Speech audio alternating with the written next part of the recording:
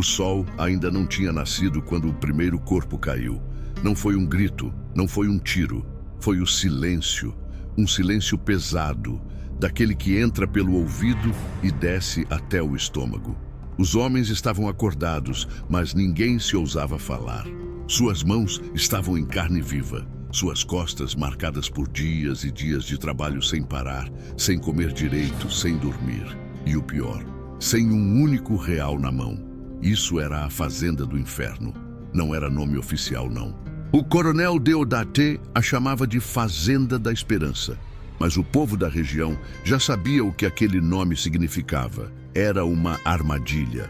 Um homem chegava com promessa de emprego honesto, boa diária, trabalho com dignidade.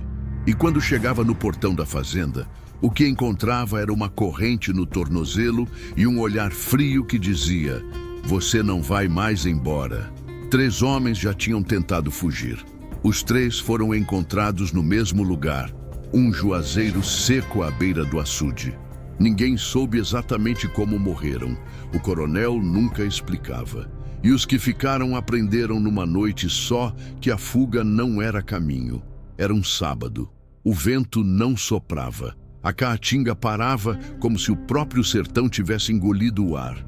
E um dos presos, um cabra de nome Severino, homem de palavra, pai de 4 filhos que já não lembrava a voz, olhou para o horizonte e sussurrou uma coisa que ninguém mais ia esquecer: "Alguém vai nos achar.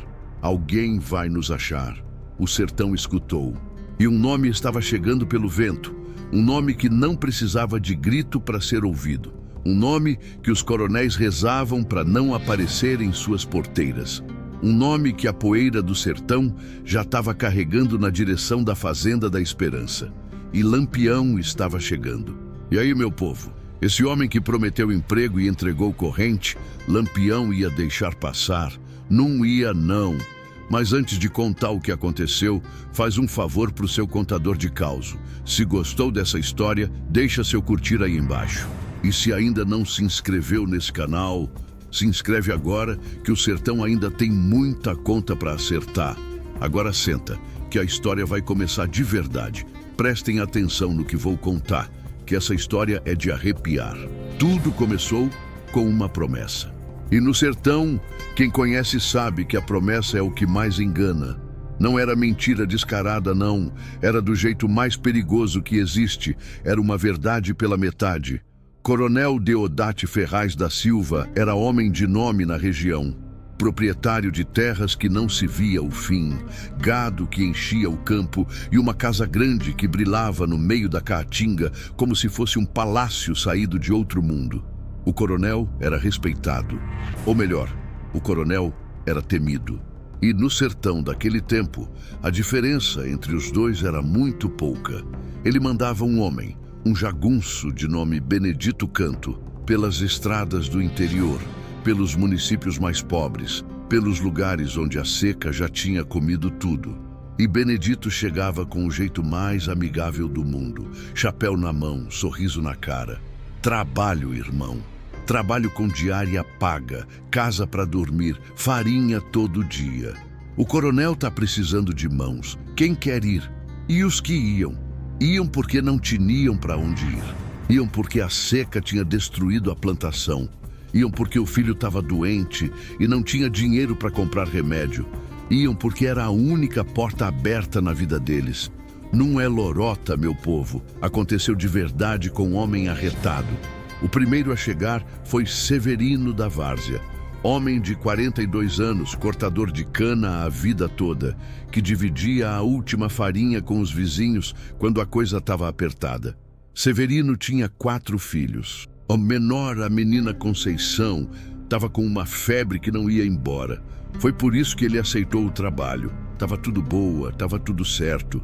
Diária de R$ 1.500 por semana. Casa para dormir. Comida. Chegou na fazenda uma terça-feira de manhã.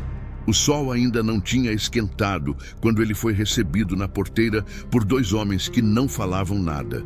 Não sorriram, não cumprimentaram. Um deles, um cabra alto com cicatriz do queixo até a orelha, pegou o papel que Severino estava carregando na mão, dobrou e colocou no bolso sem mostrar nada. Seu documento fica aqui, disse ele, com a voz grave de quem não está acostumado a explicar nada. Severino quis perguntar por quê, mas algo no jeito daquele homem fez ele calar a boca. E foi assim que a vida de Severino da Várzea mudou para sempre. Não se avexe, escutem bem o que aconteceu naquele lugar. Não foi no primeiro dia que ele percebeu. Não foi na primeira semana. Foi aos poucos, devagar, como a seca entra numa terra, sem anunciar, sem pedir licença. No primeiro dia, tudo pareceu normal. Trabalho puxado, sim, mas o povo do sertão conhece trabalho puxado desde criança.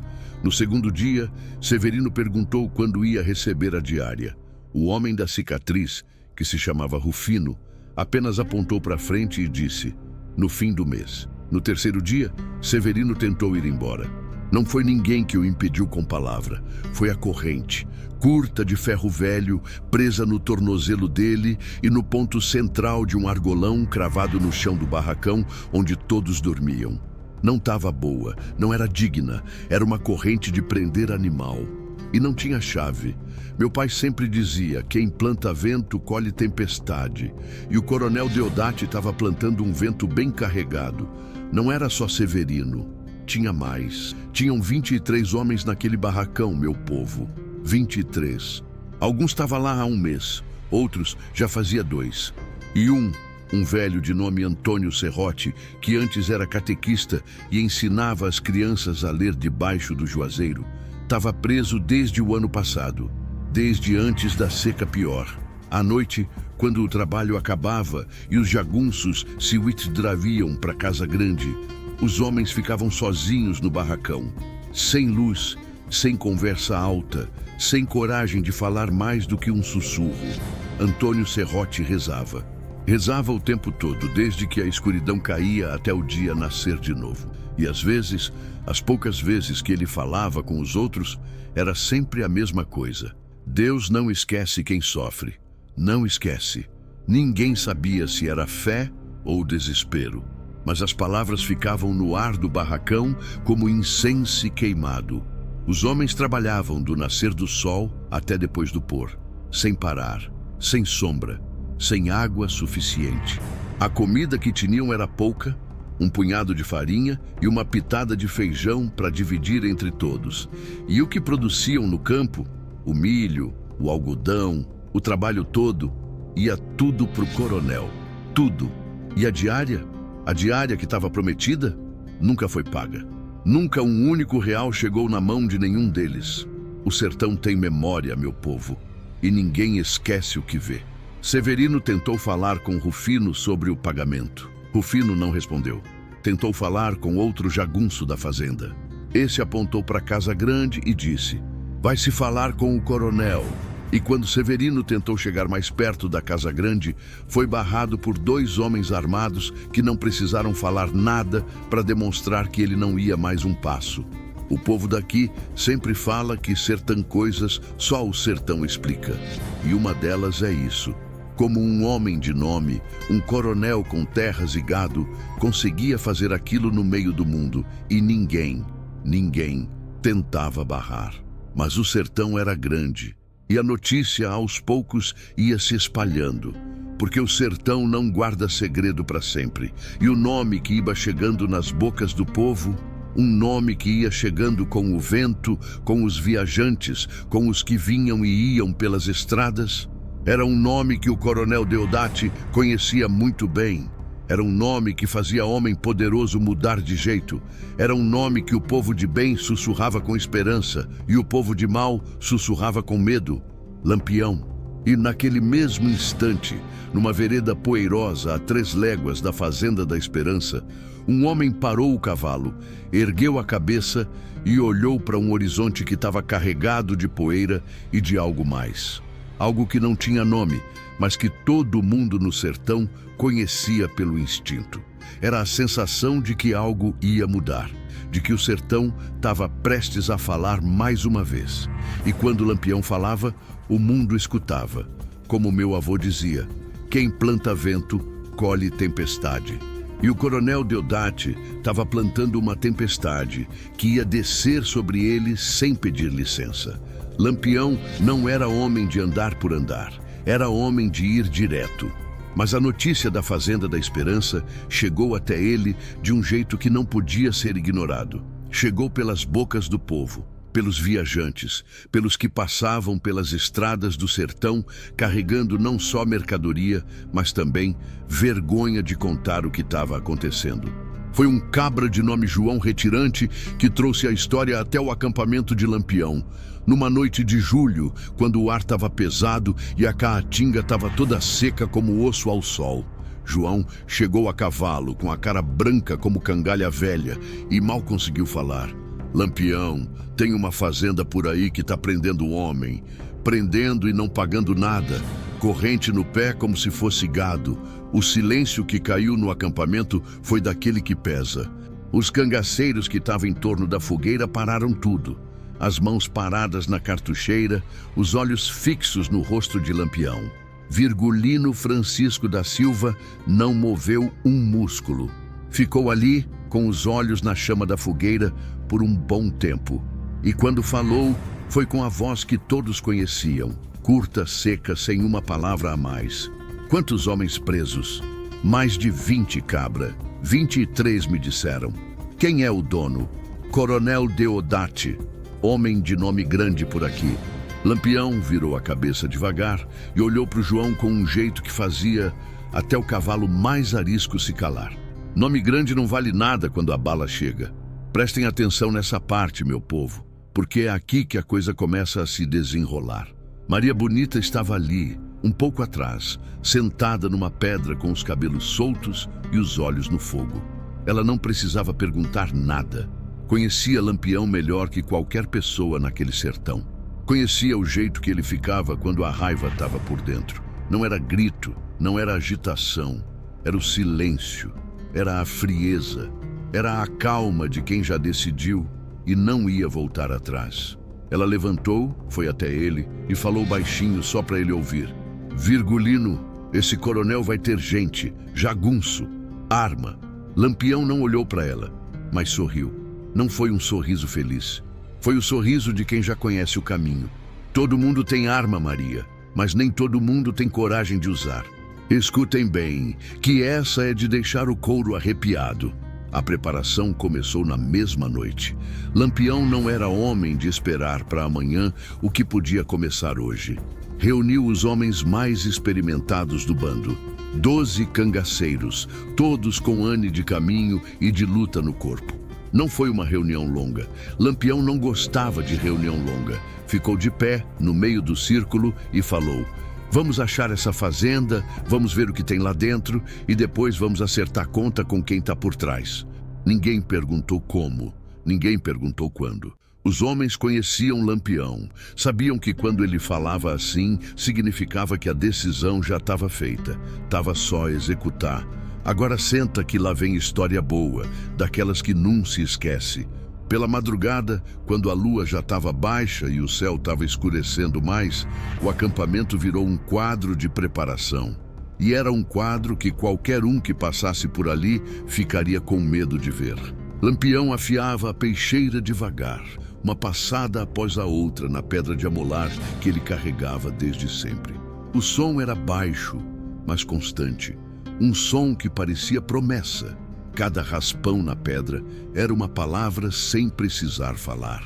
Rufino, um dos seus mais experimentados, passava as cartucheiras numa por uma, contando as balas com a ponta dos dedos, sem falar nada. Os outros preparavam as armas com a calma de homens que já tinham feito isso centenas de vezes. Não estava nervosidade, estava decisão. Maria Bonita observava de um lado, sentada no mesmo lugar de antes. Ela não estava chorando, nunca chorava na frente dos outros, mas os olhos dela estavam brilhando à luz da fogueira, e quem conhecia ela sabia que não era o calor do fogo que estava causando aquilo. Ela não ia junto, não dessa vez, e ela sabia que quando Lampião voltasse, se voltasse, algo estava mudando no sertão, algo que não ia ser desfeito. O fogo dançava nos rostos sérios dos cangaceiros, como se já estava enxergando o que ia acontecer. Na manhã seguinte, os 12 homens montaram e seguiram pela estrada. Lampião na frente, como sempre, sem mapa, sem guia. O sertão era seu mapa, conhecia cada vereda, cada açude seco, cada trilha que não tinha nome. Estava em busca da Fazenda da Esperança e ia encontrar ela. Não é qualquer história, não. É daquelas que atravessa gerações. O caminho foi longo. 2 dias de cavalada pelo interior, parando apenas quando o animal precisava de água. Os homens não falavam muito. Lampião menos ainda.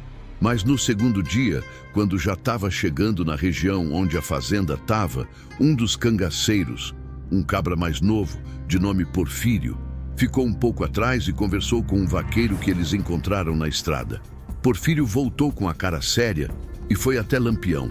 Lampião, o vaqueiro disse que a fazenda tem pelo menos 15 jagunços, homens pesados, armados até os dentes. Lampião não diminuiu o ritmo do cavalo, não virou a cabeça, mas falou com aquela voz que cortava o ar como a peixeira cortava tudo. 15. Boa, vamos ter trabalho suficiente para todos. Os homens atrás riram. Um riso baixo, seco, daquele que não é de alegria, mas de quem está pronto para o que vem. O dia estava caindo quando a poeira da fazenda apareceu no horizonte. A casa grande se via de longe. Grande, branca, orgulhosa no meio da caatinga, como se estava mandando mensagem para todo mundo. Aqui quem manda sou eu. Lampião parou o cavalo numa crista de terra. Ficou ali, olhando para aquilo por um bom tempo. Os outros pararam atrás dele em silêncio. E foi naquela tarde quente que tudo mudou, meu povo. Lampião não ia atacar naquele momento. Não era o jeito dele. Não na pressa. Ele conhecia guerras. Conhecia que a melhor hora de acertar conta com um inimigo era quando ele não estava esperando. E o coronel, com seus 15 jagunços e sua casa grande branca, estava bastante seguro que ninguém ia mexer com ele. Mas Lampião conhecia o sertão. Conhecia que a noite era sua aliada. Conhecia que o medo era uma arma mais forte que qualquer revólver. Mandou 2 homens, Porfírio e outro cabra de nome Raimundo Lampada, para chegarem mais perto, devagar, sem serem vistos. Para verem quantos jagunços estava do lado de fora, onde estava o barracão dos presos, como a fazenda estava disposta. Estava tudo muito claro na cabeça de Lampião. Ele não ia entrar naquela fazenda sem saber o que ia encontrar. Não era medo. Era jeito de quem sabe o que faz. Era jeito de quem já ganhou muita briga e sabia que cada uma estava ganha antes de começar. E ele estava prestes a usar todas elas. Agora segura a atenção que essa história vai arrebentar. A noite caiu como um pano preto sobre a fazenda. Não tinha lua. O céu estava nublado, pesado, como se a própria natureza estava se preparando para assistir o que ia acontecer sem querer ser vista. O vento parou de soprar. A caatinga ficou muda. Nenhum cricket, nenhum passarinho, nem o som de água, nada. Era um silêncio que um homem de coragem sentiria na espinha. Lampião e os 12 homens chegaram à borda da fazenda quando o mundo já estava todo escuro. Porfírio e Raimundo Lâmpada estavam esperando, escondidos atrás de um morro de pedra. E quando Lampião chegou, Porfírio foi logo. Lampião tá assim, 15 jagunços, igual que o vaqueiro disse. 8 estava dormindo no barracão dos peão. Os outros, 7, estavam na casa grande. O coronel estava lá também com 2 mais do lado dele. O barracão dos presos é aquele ali, aquele galpão baixo mais para frente. Lampião ouviu tudo sem interromper. Depois perguntou uma coisa só. Os presos, como eles estão? Porfírio hesitou um segundo. Amarrados, Lampião, com corrente no pé. 23 homens num barracão de escuro. Parece um currá de animal. O silêncio que caiu foi daquele que pesa mais que pedra. Os cangaceiros estavam todos ali, ouvindo, e nenhum deles precisou que Lampião falasse nada para saber o que aquilo significava. Era um crime. Era um crime que não tinha nome na lei, mas que todo mundo no sertão conhecia pelo nome mesmo. Maldade. Não se engane, o que vou contar é coisa de coragem e sangue. Lampião não perdeu mais um minuto. Dividiu os homens em 2 grupos com a rapidez de quem já estava com um plano na cabeça desde antes de chegar. 6 homens com ele, para ir direto ao barracão dos jagunços que estava dormindo. Os outros 6, com Porfírio na frente, para cercar a casa grande por trás. Ninguém ia escapar. Vão devagar, disse ele, e foi a única instrução que deu. Os homens conheciam o que aquilo significava. Sem barulho, sem pressa, sem erro. O tempo parou. Era assim que parecia. Lampião afiava os passos no chão seco, com a calma de quem estava rezando, mas era oração de morte. Os 6 homens atrás dele se moviam como sombras. Nem o som das esporas se ouvia. A respiração de cada um estava suspensa. O suor escorria devagar pela testa, pelo pescoço, mas ninguém ousava mover a mão para limpar. 1 passo, 2 passos, 3. O sertão segurou a respiração. Chegaram no barracão dos jagunços. A porta era de tábua velha, sem tranca. Lampião ficou ali 1 segundo, apenas 1 segundo, e ouviu o roncar dos homens dentro. 8 homens dormindo com a consciência limpa, como se não tivesse nada errado no mundo. Ele empurrou a porta devagar, não criou barulho. Entrou primeiro com a peixeira na mão direita e o revólver na esquerda. Os outros entraram atrás, 1 por 1, posicionando-se pelas camas, cada um com a arma apontada para o homem que estava dormindo à frente dele.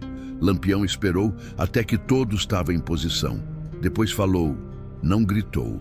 Falou com aquela voz baixa, grave, que era mais ameaçadora que qualquer grito. Levanta! O primeiro a acordar foi um jagunço grande, de barba por crescer, que estava dormindo com o chapéu na cara. Ele retirou o chapéu e viu, e congelou. Viu as armas apontadas. Viu as caras dos cangaceiros à luz da lamparina que estava na porta. E viu Lampião parado no meio do barracão, com a calma de quem estava em casa própria. Lampião, disse ele, e a voz foi só isso, só o nome, como se o nome sozinho já fosse o fim. Levanta todos, disse Lampião, sem olhar para nenhum deles em especial. Devagar, sem mexer nas armas. Prestem atenção nessa parte, que é daquelas que ensina a respeitar o sertão. Os 8 jagunços levantaram 1 por 1, com as mãos para cima, sem reagir. Não estava vontade de brigar naquele momento. Estava vontade de viver. E todos ali sabiam quem Lampião era. Sabiam o que ele fazia com quem tentava enfrentar. O medo era mais forte que qualquer coragem que puderam ter. Lampião mandou Porfírio, que já estava do outro lado, na casa grande, entrar e trazer os outros 7. E foi quando tudo mudou de ritmo. Dentro da casa grande, um dos 7 não estava dormindo. Estava sentado numa cadeira, com um cachimbo na boca e um olho aberto. E quando Porfírio apontou a arma, ele não se moveu. Ficou ali, parado, e falou, vocês sabem com quem estão mexendo? Era Rufino, o mesmo jagunço da cicatriz que estava na porteira quando Severino chegou. O homem mais perigoso da fazenda depois do coronel. Porfírio não respondeu. Apontou o revólver mais para frente e falou, levanta, cabra, sem barulho. Rufino levantou devagar, com um jeito que não estava com medo, mas que estava calculando. Olhou para Porfírio com um olhar frio e foi. Meu tio contava assim, o cabra que não respeita o sertão aprende do jeito certo. Os 7 foram trazidos para fora juntos com os 8 que já estava. 15 jagunços, agora todos com as mãos amarradas por trás, no terreiro da fazenda, à luz da lamparina que um dos cangaceiros estava segurando. O vento ainda não estava a soprar. O mundo ainda estava parado. E foi quando a porta da casa grande abriu mais uma vez e o coronel Deodati apareceu. Não foi gritando, não foi correndo. Saiu devagar, com o charuto na boca e o cabelo penteado como se estava indo para a festa.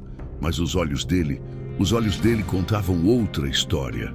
Estava com medo e tentava esconder, mas não conseguia. O corpo dele estava rígido, as mãos nos punhos, e quando os olhos dele encontraram os de Lampião, foi como se 2 trovões tiveram se encontrado no meio do sertão. O silêncio esticou como corda de viola antes de arrebentar. O coronel olhou para os seus homens amarrados, olhou para os cangaceiros armados, olhou para Lampião, que estava parado ali, tranquilo como água parada, com a peixeira na mão e o revólver no cinto. E falou, com a voz que estava tentando ser firme, mas não estava. O que você quer aqui, cangaceiro? Lampião não respondeu na hora. Ficou ali, olhando para o coronel por um tempo que pareceu uma eternidade. Depois, apontou para o galpão onde os presos estavam. Aquele barracão baixo, escuro, que cheirava a suor e desespero. Primeiro, a gente vai ver o que você escondeu ali dentro. Oxente, mas não se engane. Cada palavra aqui tem razão. Os presos não sabiam o que estava acontecendo. Estava dormindo, ou tentando dormir, quando ouviram os passos chegando. Quando a porta do barracão foi aberta e a luz da lamparina entrou, os 23 homens levantaram a cabeça com os olhos que não estavam acreditando. Lampião entrou primeiro, ficou ali na porta, olhando para aquele cenário. As correntes nos tornozelos, as costas marcadas, os rostos magreiros, os olhos que já não estavam com esperança há muito tempo. O cheiro do lugar era de suor velho, de terra úmida, de corpo sem banhar por semanas. Era o cheiro da miséria que um homem rico estava fabricando com as próprias mãos. Ficou 1 segundo, 2 segundos. Severino foi o primeiro a se reconhecer. Ele estava no canto mais escuro do barracão, com a corrente enrolada no tornozelo, e quando a luz da lamparina iluminou o rosto de Lampião, ele não acreditou. Não falou nada. Só ficou olhando, com os olhos arregalados, como se estava vendo uma visão. Antônio Serrote, o velho rezador que estava preso desde o ano passado, também levantou a cabeça. Ele não conhecia Lampião de rosto, mas conhecia o nome. E quando um dos outros presos sussurrou: "É ele, é o Lampião!" O velho fechou os olhos e as mãos juntas e murmurou uma palavra que não foi oração, foi agradecimento. Os outros 21 homens ficaram em silêncio, olhando, esperando, como se o próprio ar do barracão estava segurando a respiração junto com eles. Lampião ficou ali mais alguns segundos, absorvendo tudo aquilo. Os olhos dele não estavam com pena. Não era o jeito dele, mas estava com algo que os que conheciam ele reconheciam. Estava com raiva. Uma raiva fria, seca, daquela que não grita, mas que corta mais que qualquer facão. Depois, virou devagar para o coronel Deodati, que estava logo atrás, na porta, com a cara pálida e o charuto apagado na boca. "Você viu, coronel? Você viu o que você tem aqui?" Não foi uma pergunta, e o que aconteceu depois foi o que ninguém ali ia esquecer até o fim da vida. Deixe eu lhes contar, que é coisa de arrepiar. Lampião não foi embora do barracão na hora. Ficou ali dentro com os presos por mais alguns minutos. Ficou ouvindo. Alguns dos 23 homens começaram a falar. Não todos de uma vez, não.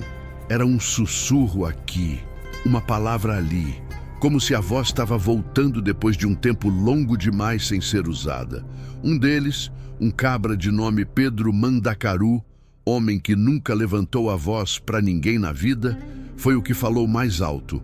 "Lampião, nós estamos aqui há mais de 1 mês, sem comer direito, sem dormir, sem R$1. A corrente não sai do pé. Quem tenta ir embora não volta mais." Lampião ouviu tudo, não interrompeu. Quando Pedro acabou de falar, ficou mais 1 segundo de silêncio e depois Lampião falou, sem gritar, sem levantar a voz: "Não vai acontecer mais nada com vocês, pode ter certeza." E foi assim dito. No sertão, quando Lampião falava assim, não precisava mais nada. Não se engane, que o sertão fala de muitas maneiras. Lampião saiu do barracão e voltou para o terreiro.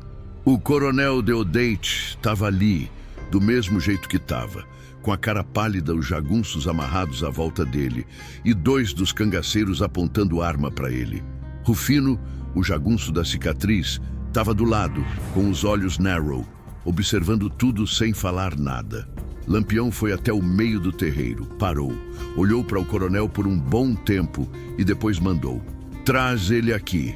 Um dos cangaceiros foi até o coronel e o empurrou para frente. Deodati foi com os passos pesados, sem olhar para ninguém. Chegou no meio do terreiro e ficou parado à frente de Lampião. O silêncio estava tão pesado que parecia ter peso próprio. Lampião falou devagar, cada palavra cortando o ar como a peixeira cortava tudo. "Coronel, você vai dar uma volta pela sua fazenda. Vai ver tudo que você está construindo aqui. Vai ver os seus homens que estavam trabalhando sem comer, sem dormir, sem R$1 na mão. E depois vai voltar aqui e vai me explicar da sua boca por que você estava fazendo isso."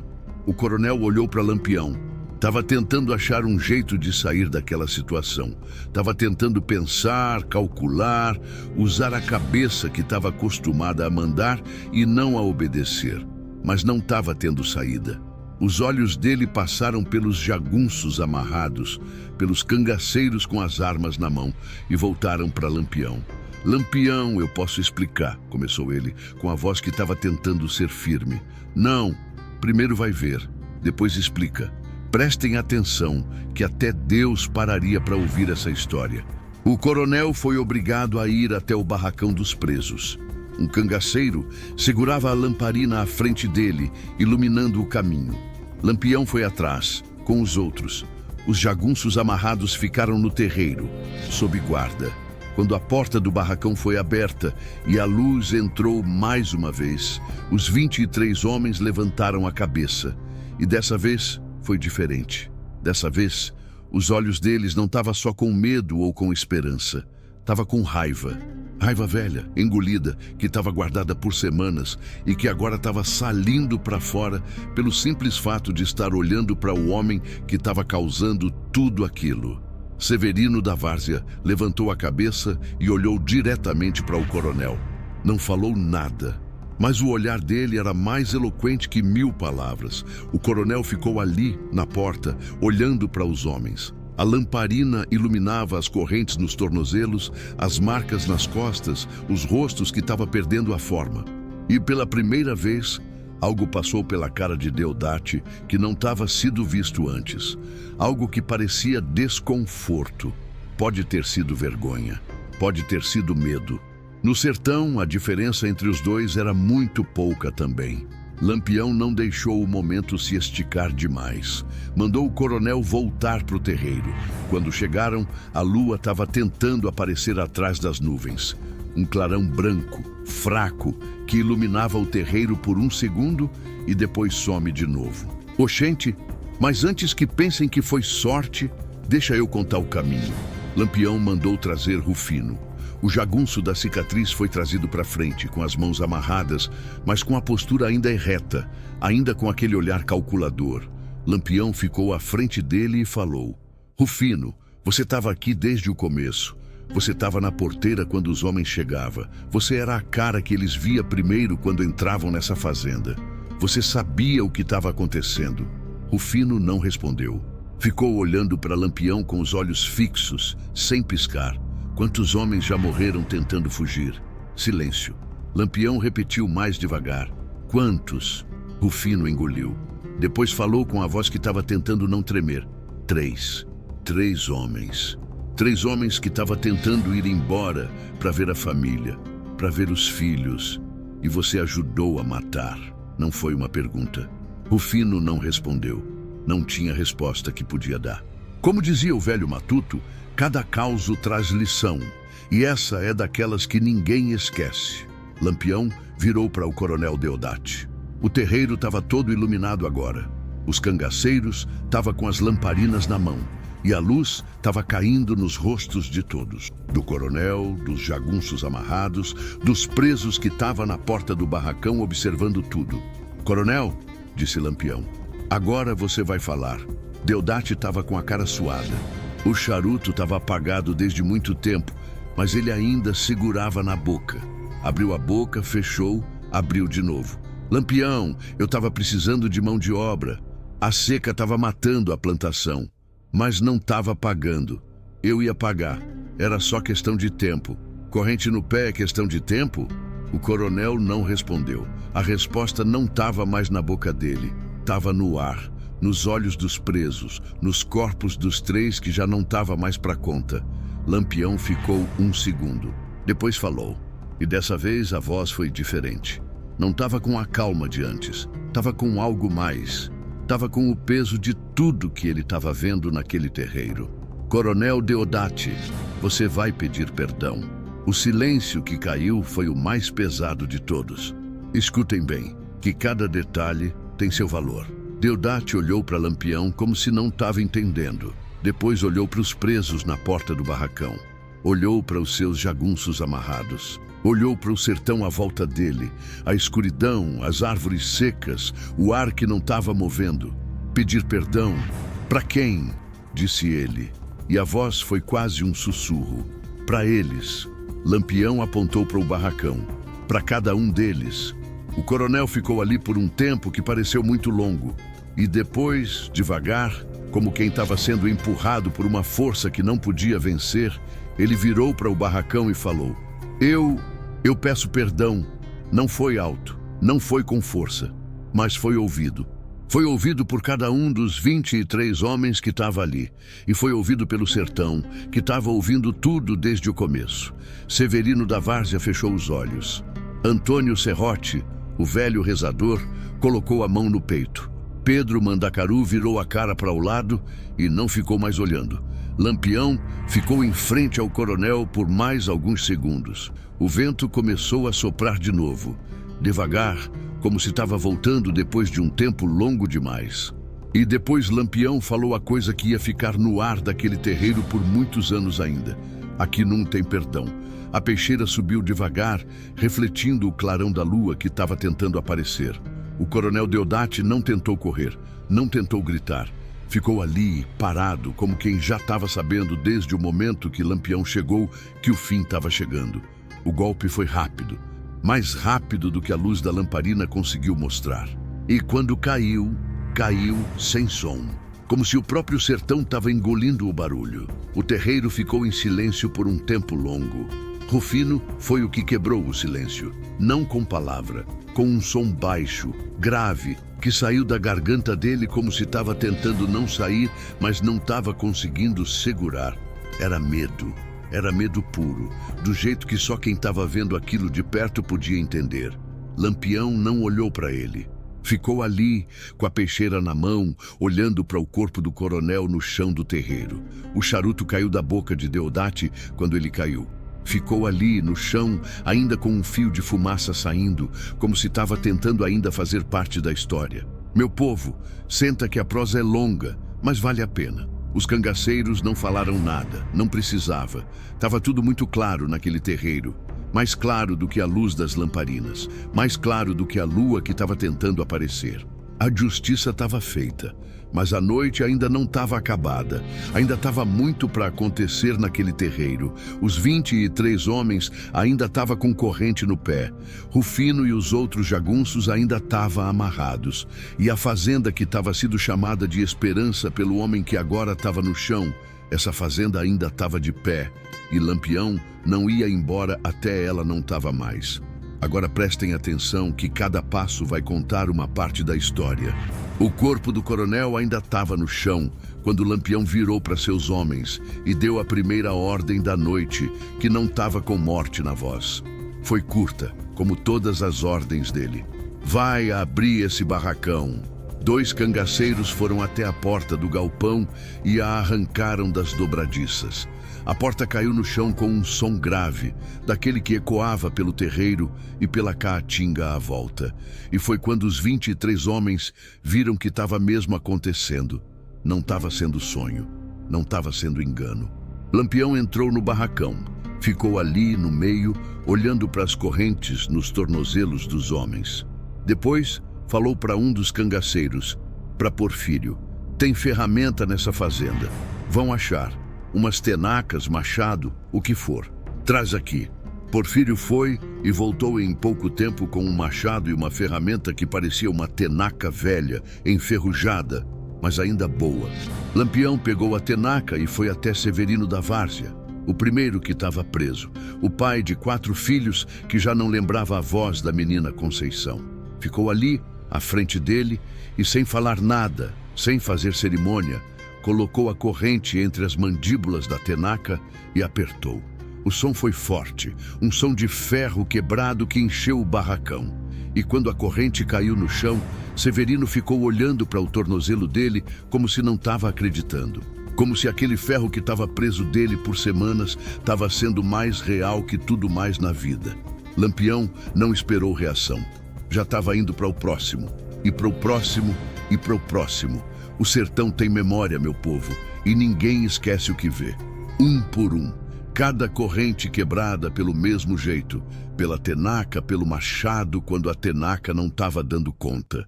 Cada som de ferro caindo no chão do barracão era um som diferente. Era um som de coisa que estava sendo feita pela primeira vez em muito tempo: justiça. Antônio Serrote foi um dos últimos. O velho rezador que estava preso desde o ano passado. Quando a corrente dele caiu, ele não levantou logo. Ficou ali sentado, olhando para o tornozelo dele, para a marca que a corrente estava deixando na pele, vermelho e machucado. E depois fechou os olhos e falou, com a voz que parecia vir de muito longe: Deus não esquece quem sofre, não esquece mesmo. Dessa vez não estava sendo fé nem desespero. Estava sendo a coisa mais verdadeira que aquele homem estava sentindo na vida toda. Não é lorota, meu povo. Aconteceu de verdade com o homem arretado. Quando a última corrente caiu, o barracão estava cheio de ferro no chão.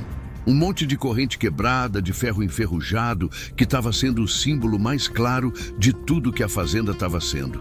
Lampião ficou ali, olhando para aquilo por um segundo e depois falou: agora levanta, todos. Os 23 homens levantaram. Alguns estavam com dificuldade. As pernas estavam fracas de tanto tempo sem andar direito. O corpo estava com a marca do trabalho que não estava sendo pago e da fome que não estava sendo saciada. Mas levantaram, um por um, com a ajuda dos outros quando precisava, sem que ninguém mandasse ajudar. Foi natural, foi instinto, foi o jeito que o povo do sertão estava sendo desde sempre. Lampião os levou para fora do barracão, para o terreiro, para o ar da noite, para a lua que estava aparecendo mais forte agora. Os homens saíram devagar, um atrás do outro, como passarinhos saindo da gaiola que foi aberta depois de muito tempo fechada. Alguns pararam na porta só para sentir o ar. Alguns olharam para o céu como se estava vendo pela primeira vez. E foi quando os olhos de Severino caíram no corpo do coronel no chão que ele parou. Ficou ali um segundo olhando e depois virou para Lampião e falou: Lampião, obrigado. Lampião não respondeu. Apenas deu um leve movimento com a cabeça, o menor movimento que um homem podia dar, e seguiu. Como meu avô dizia, coragem é mais valiosa que ouro. Mas a noite ainda não estava acabada. Rufino ainda estava amarrado no terreiro, junto com os outros jagunços. Os outros, os 14 que não estava sendo o mais perigoso. Lampião não ia matar. Não era o jeito dele matar quem não precisava. Mas Rufino era diferente. Rufino estava sabendo de tudo desde o começo. Rufino estava na porteira. Rufino estava carregando os documentos embora quando os homens chegavam. E Rufino estava sendo parte das 3 mortes. Lampião foi até ele. Ficou à frente. A lua estava cheia agora, iluminando o terreiro inteiro, e a cara de Rufino estava clara na luz branca da lua. A cicatriz, os olhos que estava tentando não mostrar o medo, a postura que estava tentando ainda ser erreta, mas não estava mais conseguindo. Rufino, falou Lampião. Você lembra dos 3 homens que tentaram fugir? Rufino não respondeu. Você sabe onde eles estão? Silêncio. Lampião ficou um segundo. Depois falou: me mostra. Rufino foi amarrado e levado para fora da fazenda, pelo mesmo caminho que os 3 homens que morreram tinham ido. Foi ele mesmo que mostrou o lugar. Um juazeiro seco à beira de um açude que já estava com pouca água. 3 marcas no chão, que o tempo estava tentando apagar, mas não estava conseguindo. Lampião ficou ali, olhando para aquilo, por um tempo longo. O vento soprava devagar, movendo as folhas secas do juazeiro. E depois, sem nada mais precisar ser falado, a justiça foi feita. Não foi com grito, não foi com barulho, foi com silêncio, com aquele mesmo silêncio que estava sendo no começo de tudo, quando o primeiro corpo estava caindo e o sertão estava parando para ouvir. Prestem atenção, que essa é de fazer até o vento parar de soprar. Quando voltaram para a fazenda, o dia já estava começando a nascer. O céu estava com aquela cor de chumbo que vem antes do sol. Não era escuro, mas não era claro ainda. Era o meio, era o lugar onde a noite e o dia se encontravam. Os 23 homens estavam no terreiro. Os 14 jagunços que tinham sido soltos estavam indo embora, cada um para um lado sem olhar para trás. A fazenda estava em silêncio. A casa grande estava fechada e não estava tendo mais ninguém dentro. Lampião ficou olhando para tudo aquilo. Para a casa grande, para os campos, para os barracões, para a terra que o coronel estava usando para fazer dinheiro com o sofrimento dos outros. E depois falou para os seus homens: essa fazenda não vai ficar de pé. Não precisava explicar mais nada.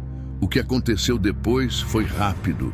Os cangaceiros e os próprios presos, que já não estavam sendo presos, trabalharam juntos. A casa grande foi a primeira a cair. Depois, os barracões. Depois, os depósitos. Tudo que era da fazenda foi derrubado, queimado, destruído. Não foi com alegria, foi com determinação. Foi com a calma de quem estava fechando um capítulo que não estava devendo mais uma página sequer.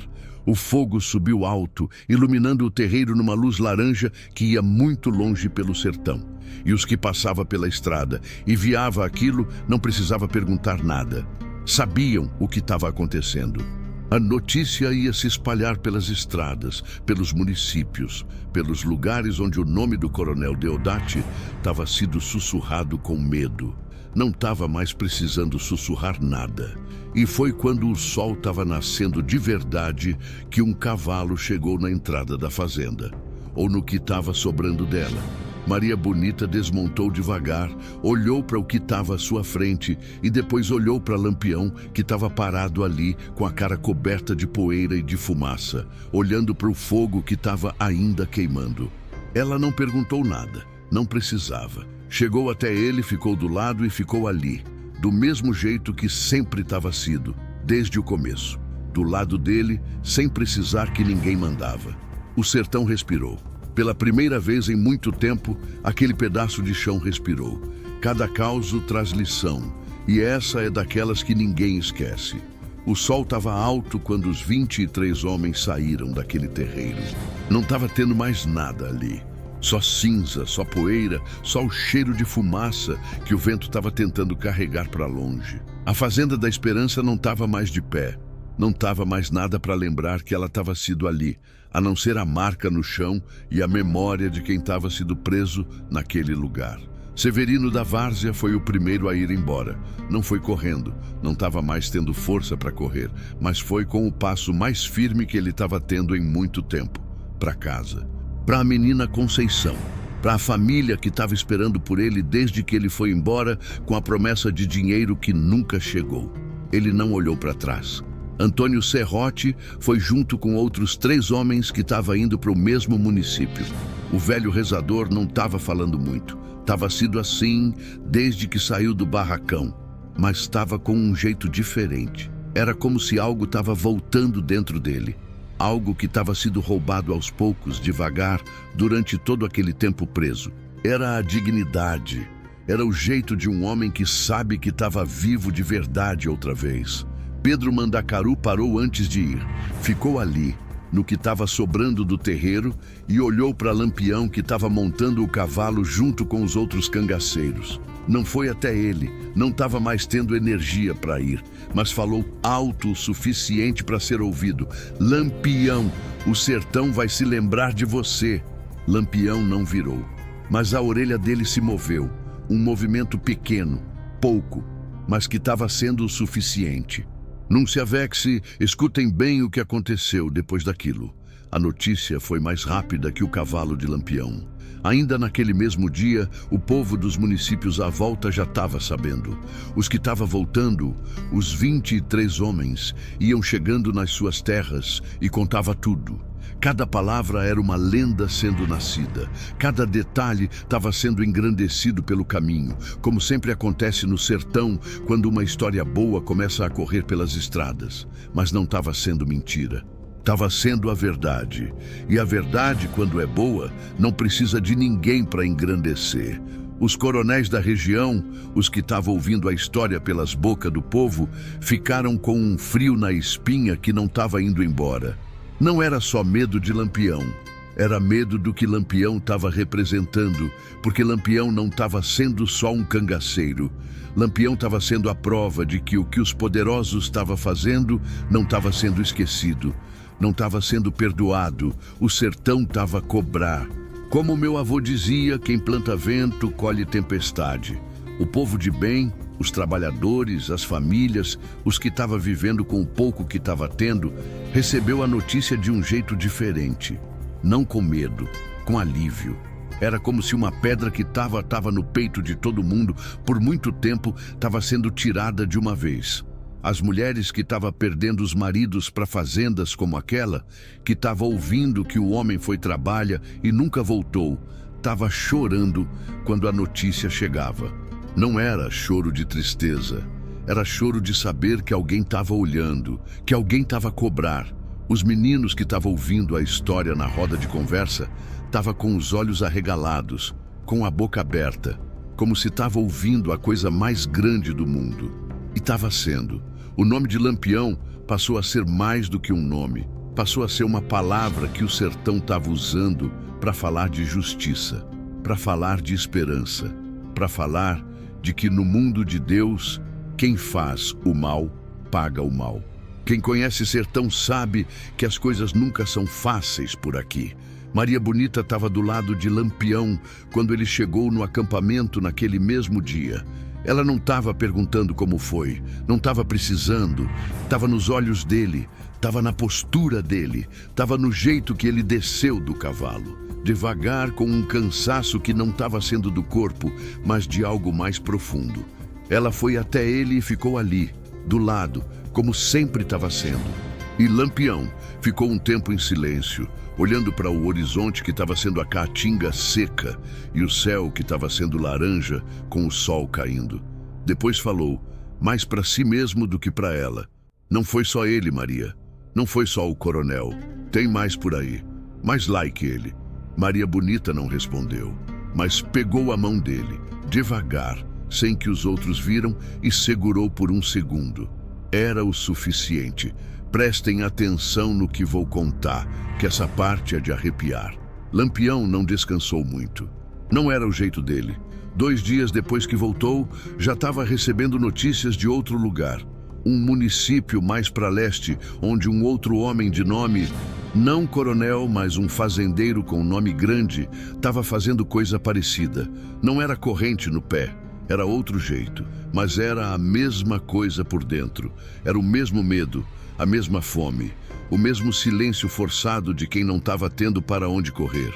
Porfírio foi o que trouxe a notícia. Chegou no acampamento com a cara séria e foi até Lampião.